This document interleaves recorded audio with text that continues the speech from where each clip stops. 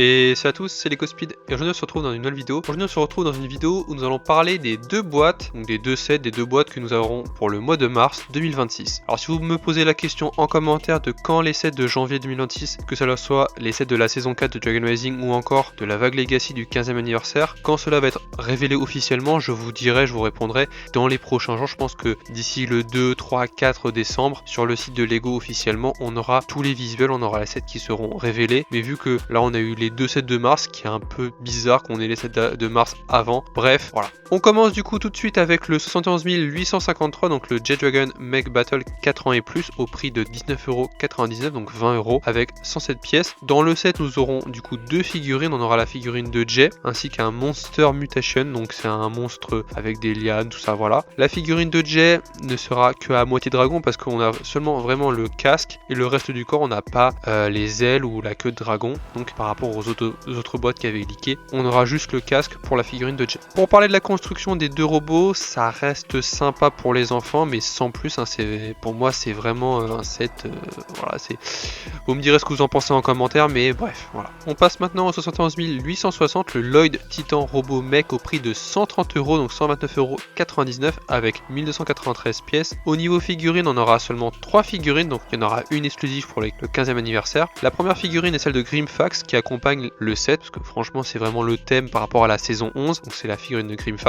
Une figurine qui n'a pas été faite à l'époque pour la saison 11 en 2019, donc on est en 2025, on a enfin la figurine. Voilà, ce n'est pas une réédition, donc on peut s'estimer heureux d'avoir une figurine d'un personnage qu'on avait vu pendant beaucoup d'épisodes et que Lego n'avait pas encore fait. Ensuite nous avons la figurine de Lloyd ZX Remake, donc comme pour les autres ninjas du 15e anniversaire, que ce soit Kai, Zen, J, Cole qu'on aura, Lloyd aura le droit à sa figurine rééditée de Lloyd ZX de l'époque de 2012. Je trouve que la figurine avec les pointes de doré au niveau de la cagoule et les épaulettes dorées, ça va, ça passe, j'aime plutôt bien. En vrai, franchement, tout ce qui est argenté, doré ou gris foncé pour Lloyd, au niveau de la figurine, je valide, franchement, c'est quelque chose que j'ai bien aimé.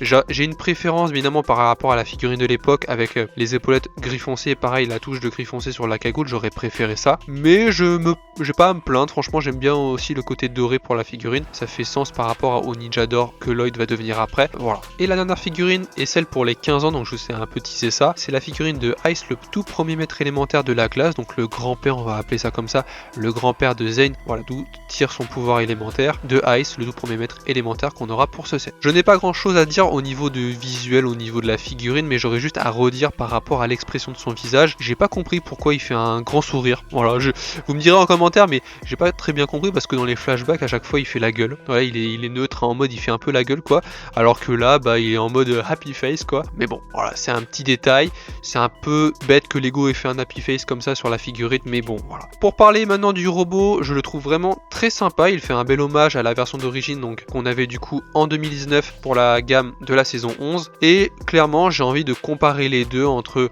celui que du coup j'ai donc de 2019, donc de la saison 11, et celui qu'on aura l'année prochaine en mars 2026 pour ce remake du robot de la saison 11. Alors les choses que j'aurais aimé dans ce set, alors vraiment j'ai quelques reproches à faire par rapport à ce set là parce qu'il coûte quand même 130€, je vais y venir par rapport au prix. C'est beaucoup plus par rapport aux figurines car dans la version d'origine il y avait 876 pièces, alors je vous affiche ça à l'écran comme ça vous allez voir le comparatif. 876 pièces, 6 figurines, il était vendu au prix de 75€, alors que pour là, le nouveau robot qu'on va voir en mars, il y aura 1296 pièces, 3 figurines et le remake sera vendu au prix de 129,99€, donc 130€. On a donc d'accord presque 2 fois plus de pièces que le robot d'origine, mais au niveau des figurines ça a fondu comme neige, c'est-à-dire en mode on est passé de 6 figurines à 3 figurines, on a divisé par 2, ce qui est vraiment bête de la part de Lego parce que un set qui est encore plus élevé au niveau du tarif, j'aurais dit minimum 8 figurines, ça aurait été intéressant parce que là ils auraient pu vraiment charbonner en termes de figurines, nous en mettre plein la vue avec plein de figurines avec un énorme robot, il n'y a pas de structure à la limite, on s'en fout, mais mettez plein de figurines, ce qui est un gros point négatif pour ce set. Pour passer à un coup de gueule, et c'est par rapport à les anciennes vagues Legacy, il faut se rappeler qu'en 2019 à 2021, pendant 3 ans, on a eu toujours quasiment vraiment les mêmes figurines, que ce soit les squelettes, les serpents, les nidroïdes et les fantômes. Ils se sont arrêtés là Lego en termes de remake au niveau des sets, mais pas d'autres figurines du second arc. Là c'est vraiment l'occasion. On a eu Grimfax, ok, mais ce que j'aurais bien aimé c'est qu'on nous mettrait du coup d'autres samouraïs, vu qu'ils ont remis au goût du jour le casque des samouraïs Blizzard, ou encore les archers avec les espèces de capes dans le dos. Ça aurait été intéressant de refaire ça, ou je sais pas, de nous remettre la figurine de l'empereur de glace, ou d'autres figurines, d'autres ninjas.